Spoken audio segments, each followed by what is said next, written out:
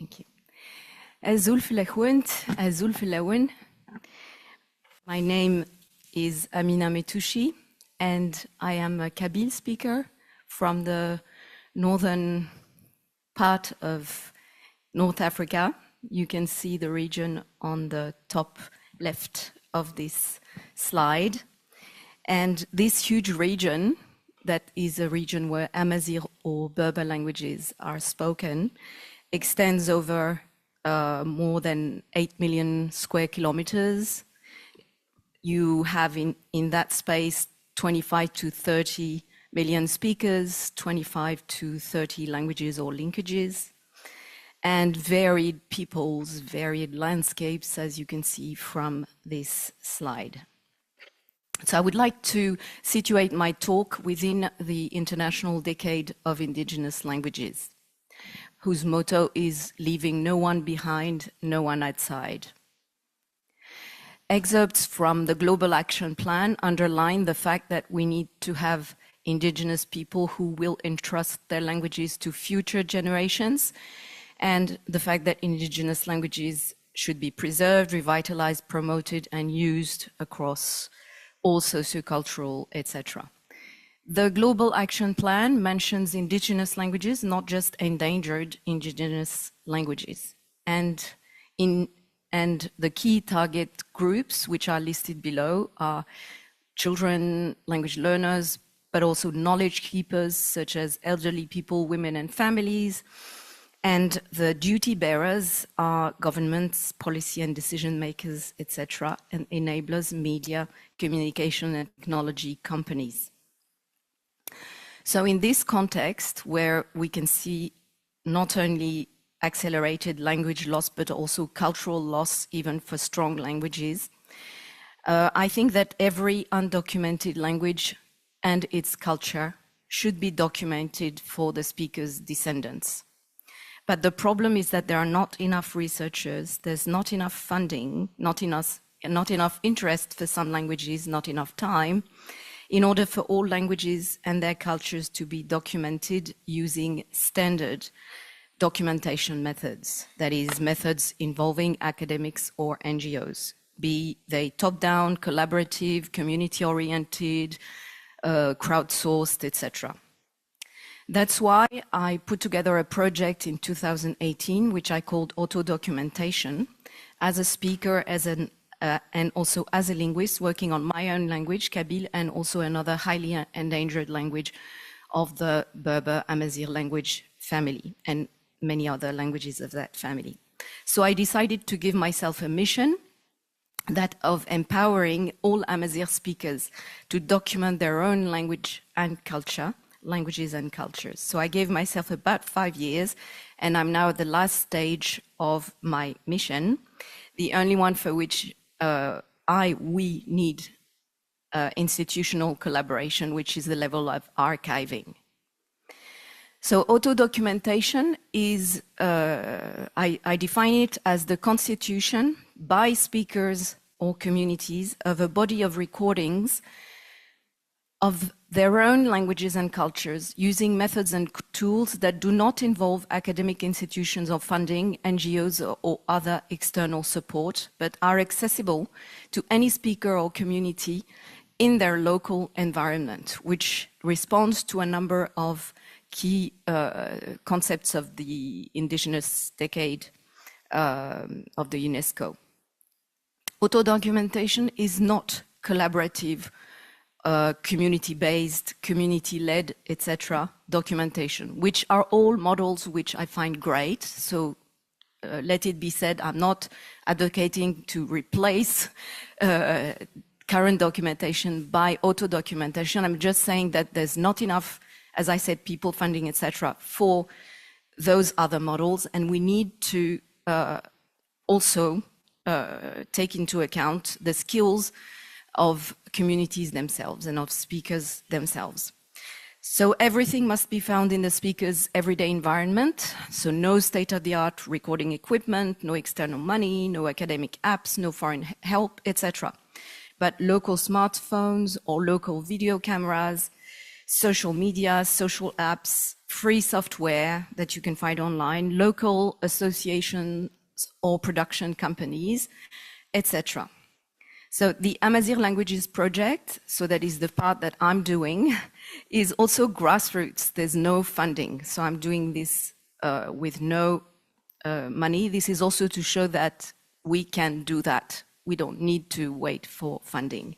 So I created and I manage the social media accounts. I record and I edit the awareness raising and skill sharing video clips. I interact with other activists for dissemination, etc. And doing this, I also show that I also learn how to do the things that I am proposing that other Amazigh speakers do. So for auto-documentation, future generations does not mean an abstract posterity or future linguists or anything like that, but the descendants of the speakers themselves. So linguists, anthropologists, and other people external to the community are peripheral to auto-documentation. They're possible end users, but they're not necessary end users. So transcription, translation, annotation are not defining parts of auto-documentation. It's for the speakers to decide if they consider it useful for their descendants or not. Minimally, video recordings in the language plus information about them are the typical output of auto-documentation. Information that can be useful to the descendants, who was recorded, when, etc. So something very bottom-up and relevant to the speakers or the community. Possibly an oral translation in a vehicular language of the region is possible in case of language shift, if the community fears that the language might become dormant and they want to have this as well, so that in their great-grandchildren might use their recordings with some help. So everything should make sense within the community's aim, which is intergenerational transmission.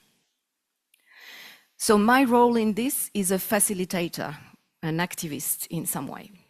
I started by campaigning on social media to remove hurdles, knowing what those hurdles are in that area.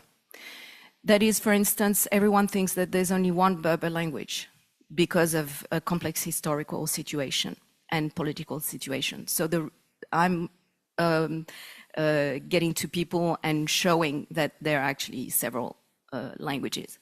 Because if they think there's only one language, they think their dialect is not so important, so it can die. Reaffirming the significance and prestige of oral tradition. Everyone's obsessed with writing. Underlining the importance of intergenerational transmission of ancient knowledge. This is also in context of radical Islam, so very difficult situations where you have to allow or empower people to say, yes, we have these traditions and I'm going to do something about them. Empowering speakers, especially women, in a highly patriarchal society. So that's only part of the work, and I opened the Facebook page in 2018, the X or Twitter at the time, same year, and the YouTube channel the following year in April 2009. Then afterwards, I created a portal with resources for speakers. I have a few cards here with a QR code, so I can distribute them to you, and you can access this website. You can also just type the address at the top. And this portal leads to social media that you have at the top. It's for the moment bilingual in French and English, and has a number of clips, of tabs, on which you have clips helping people to do their own recordings themselves. So why document our languages? How can we prepare the recording? What does it mean to record for future generations? Because lots of people create documentaries, but they're not really things that can be useful in several generations. How to do this with smartphones and etc. How to save the data and the problem of archiving. Also, if they want to do documentaries, how to edit and broadcast, and there's a summary.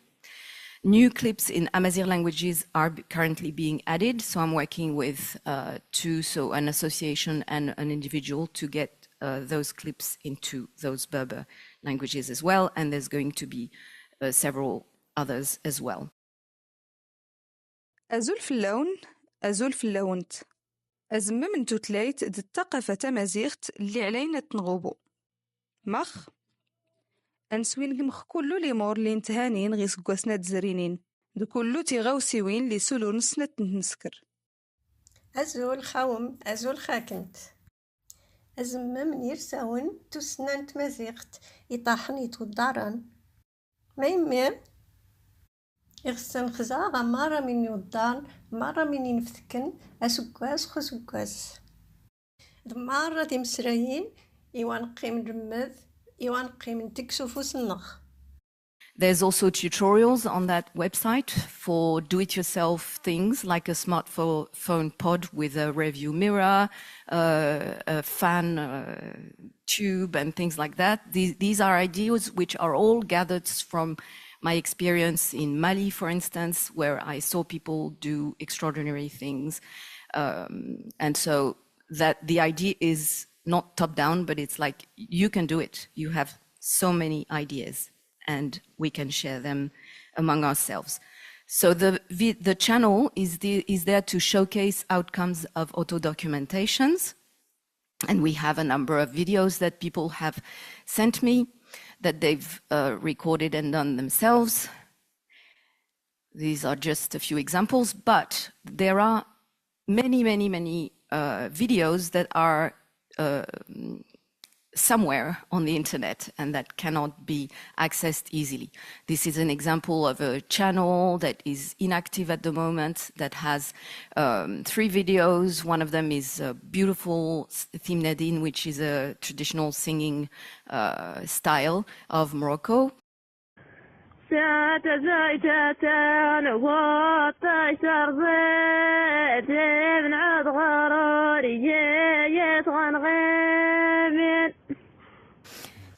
This is a video also on a Facebook page which does all sorts of other things than doing this, but has great information about the weaving process.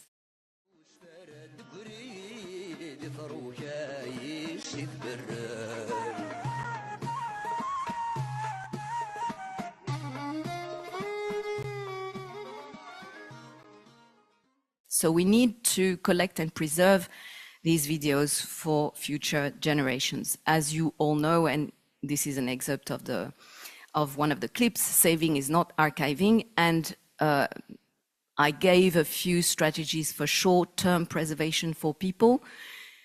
Medium-term preservation. So my main take is to use YouTube and put it in unlisted mode on YouTube. But for the long term, we need archiving.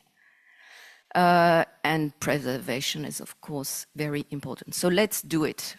Let's create an auto-documentation pathway in a bottom-up way, responding to speakers and communities' need to archive the materials they deem essential to pass on to their descendants, materials that they are creating based on their intimate and first-hand knowledge and practice of their cultures and languages, and presented in their own words.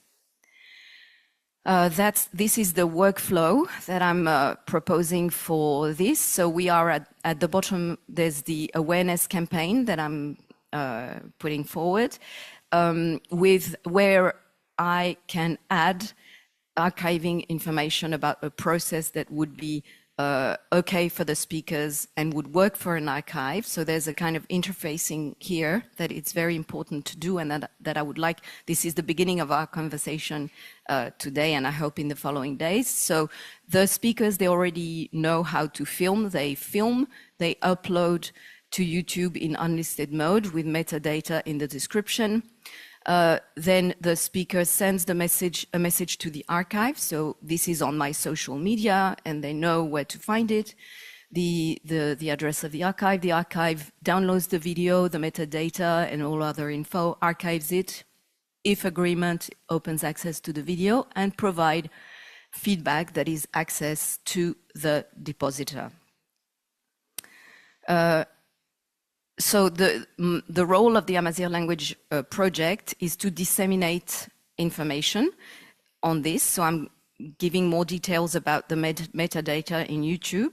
So these are the guidelines for speakers can be proposed as a sample video on my YouTube channel or on the project's YouTube channel, which could be pinned on the channel and could show how as an example, what can be done or what is good practice. So the depositor, the video with a title, a description, very basic.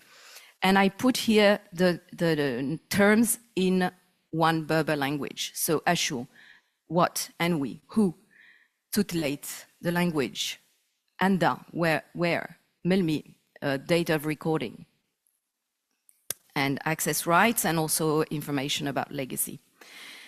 So here's an example, which is a created example, because the video is already there, but just to show what could be done on that video. It's about a salamander in the Babors region in North Algeria, and this is how this could be done. So the name of the creator, the contact, these are all false addresses, so I didn't want to put the real data online, but it's like the kind of thing that you would put. He provided, so Massinissa is absolutely great contributors to this project, and he has very nice knowledge of, very important knowledge of his region and culture. And so this is what information that could be put there, and who, the language, etc., the GPS coordinates, everything. This is what the speakers can do without any problem. They already know how to do it from their lives. So the challenges, of course, for the archive, I'm now on the side of the archive, is that there are different writing systems. There's Latin with special diacritics. There's the Amazigh script, which is Tifinagh. There's Arabic, so people are liable to write their description in all those scripts. Orthographies, even in one script, are fluctuating. There's different languages, different dialects, different varieties, not all of them are identified, and there's cultural awareness needed if the archive wants to gather the data and organize them in the system. So it's important to work with an auto-documentation activist of the region. So 2 suggestions to finish this talk, that are very basic suggestions from my reading. So for instance, there's a paper from a sociological perspective, so people who wrote a program in order to harvest videos of the 2008 presidential election. So they have a script, they get the description, they put metadata from the description and so on, and they have all sorts of information from there. So I'm just like pointing at other completely different approaches that could be useful in this situation. So a video downloader program, of course YouTube does it if you have a premium account, but that would need also to recognize the rubrics, what, who, the language, where, when, automatically collect the data in YouTube description, insert them in a spreadsheet for conversion to the archives format, and to some sort of macro roles as we use in syntax, for instance, linked to OLAC, for instance, so who would be a creator, and there would be tables of equivalences. So I think this is quite easy to, I mean, not difficult in principle. Of course, the implementation is another problem. So also a lexicon of keywords or hashtags in the main vernaculars to be compiled, and in the main vehiculars of the region, Arabic, French, and in English, for culturally based or organized archiving. So here I just gave the example of where, which in one of the Amazigh languages is Ani, another one is Anda, another one is Mani. So we need also there to have tables of equivalences, but I think it's not extremely problematic to do in principle again, but then it's and then the archive knows that this is a place of recording and decides whether it's coverage or not in OLAC metadata, and that's the internal work of the archive. And Tenmirth, thank you. This is my proposal, and I hope we can talk about it now and later.